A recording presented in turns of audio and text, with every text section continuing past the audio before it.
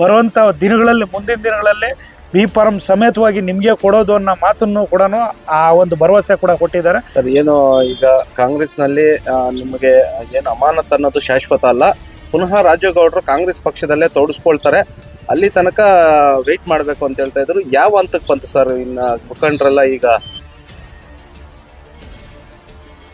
ಪಕ್ಷದ್ರೋಹಿ ಕೆಲಸ ಯಾವುದು ನೀವು ಮಾಡಿಲ್ಲ, ಇಮಿಡಿಯೇಟ್ ಪಾರ್ಟಿಗೆ ತಗೋತೀವಿ ಅನ್ನೋ ಮಾತನ್ನು ನಮ್ಮ ಪಕ್ಷದ ಅಧ್ಯಕ್ಷರು ಹೇಳಿದ್ದಾರೆ. ಸೇರ್ಪಡೆನೇ ಪಕ್ಷದಲ್ಲೇ ಇದೀವಿ. ಮೋಸ್ಟ್ಲಿ ಎನಿ ಮೂಮೆಂಟ್ಸ್ ನಮ್ಮ ನಗರಸಭಾ ಚುನಾವಣೆಗಳು ಬರ್ಬೋದು. ಯಾವುದೇ ಕಾರಣಕ್ಕೆ ಉಚ್ಚಾಟನೆ ಆಗಿಲ್ಲ. ಕಾಂಗ್ರೆಸ್ ಅಭ್ಯರ್ಥಿನೇ ಕಳೆದ ಸಲ ಒಂದು ಸಿಎಂ ಪ್ರೋಗ್ರಾಮ್ ಆಗುತ್ತೆ, ಅದು ಬ್ಲಾಕ್ ಕಾಂಗ್ರೆಸ್ ಅಲ್ಲಿ ನೀವು ಸಕ್ರಿಯವಾಗಿದ್ರು, ಆ ಕಾರ್ಯಕ್ರಮಗಳಲ್ಲಿ ತೊಡಸ್ಕೊಂಡಿರಲ್ಲ, ಏಕೆ ಅನ್ನೋದು ಜನರ ಒಂದು ಪ್ರಶ್ನೆ ಆಗಿದೆ ಮೇಡಮ್. ರಂಜಾನ್ ಹಬ್ಬದ ಅಂಗವಾಗಿ ಸಮಾಜ ಸೇವಾ ಮನೋಭಾವದೊಂದಿಗೆ ಎಬಿಡಿ ಟ್ರಸ್ಟ್ ವತಿಯಿಂದ ಈದ್ಗಾ ಮೈದಾನದ ಮುಂದೆ ನಮಾಜ್ಗೆ ಆಗಮಿಸಿದ ಮುಸ್ಲಿಂ ಬಾಂಧವರಿಗೆ ಮಜ್ಜಿಗೆ ನೀರು ವಿತರಣೆ ಮಾಡಿ ಮಾನವೀಯತೆ ಮೆರೆದರು.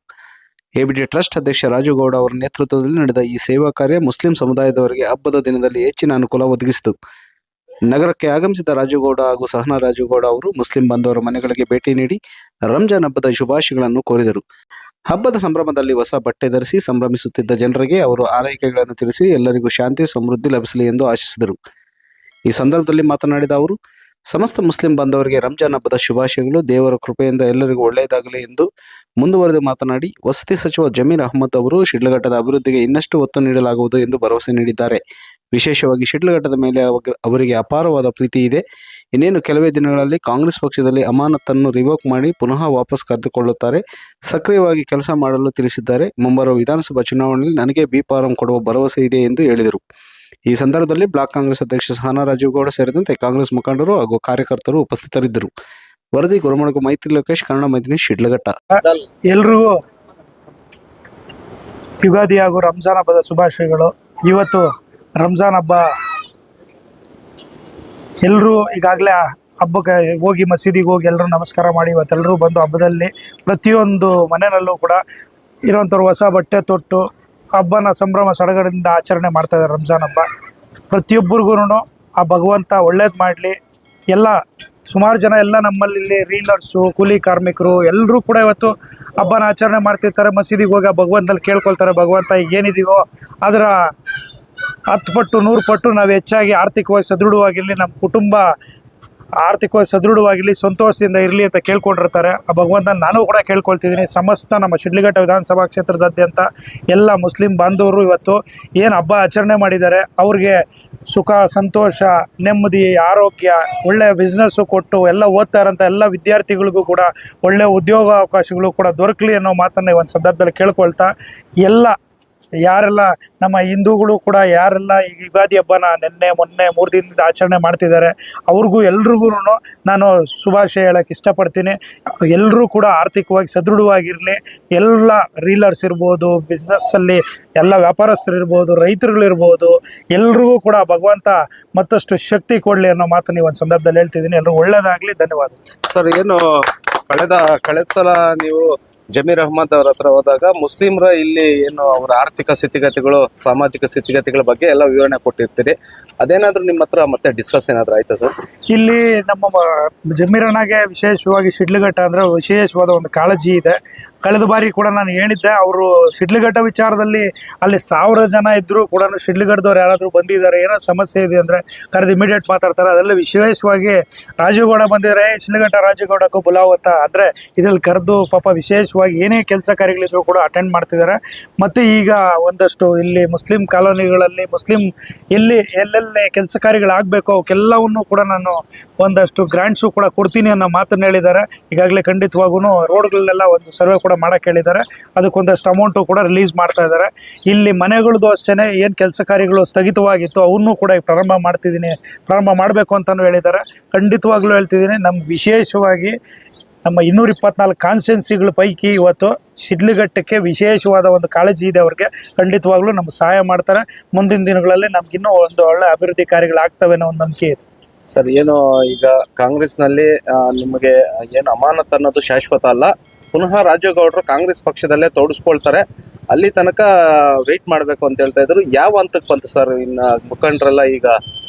ಈಗ ನಾವು ಯಾವತ್ತೂ ಕೂಡ ಕೆಲಸ ಕಾರ್ಯಗಳಲ್ಲಿ ತೊಡಗಿಸ್ಕೊಳ್ದೆ ಯಾವತ್ತೂ ಕೂತಿಲ್ಲ.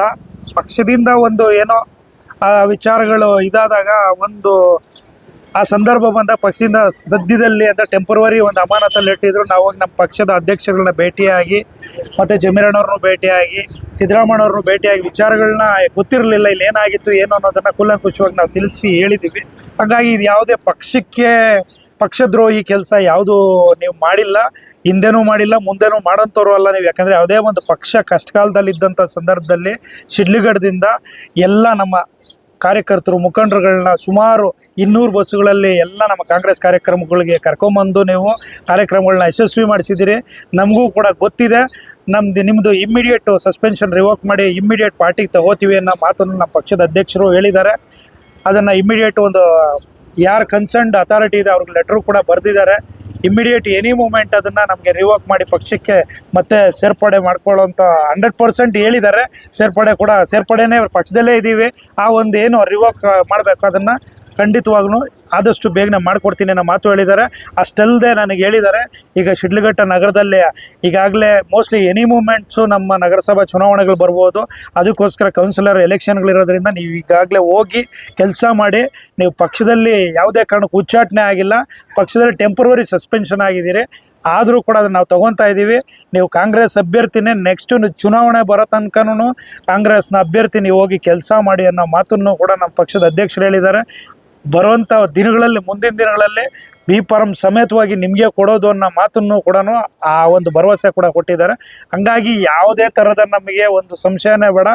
ನಾವು ಅಷ್ಟೇ ಇವತ್ತು ಪಕ್ಷದಿಂದ ಏನೇ ಒಂದು ಕೆಲಸ ಉಚ್ಚಾಟನೆ ವಿಚಾರದಲ್ಲಿ ಏನಾಗಿದೆ, ನಮ್ಮ ಪಕ್ಷಕ್ಕೋಸ್ಕರ ಪಕ್ಷದ ಒಂದು ಬಾವುಟನ ಎತ್ತಿಡಿಯೋದಕ್ಕೋಸ್ಕರ, ನಮ್ಮ ಪಕ್ಷದ ಒಂದು ಬಾವುಟನ ತೆಗೆದ್ರು ಅನ್ನೋ ಒಂದು ನೋವಿಗೋಸ್ಕರ ನಾನು ಏನೇ ಇರಲಿ ನಮ್ಮ ಪಕ್ಷದ ಒಂದು ಹಿತದೃಷ್ಟಿಯಿಂದ ಇವತ್ತೆಲ್ಲ ಯಾವತ್ತೂ ನಮ್ಮ ಉಸಿರೋ ತನಕ ಆ ಪಕ್ಷಕ್ಕೋಸ್ಕರ ಯಾವತ್ತೂ ಇರ್ತೀವಿ, ಪಕ್ಷದ ಜೊತೆಲಿ ನಿಲ್ತೀವಿ ಅನ್ನೋ ಮಾತನ್ನು ಹೇಳಕ್ಕೆ ಇಷ್ಟಪಡ್ತೀನಿ.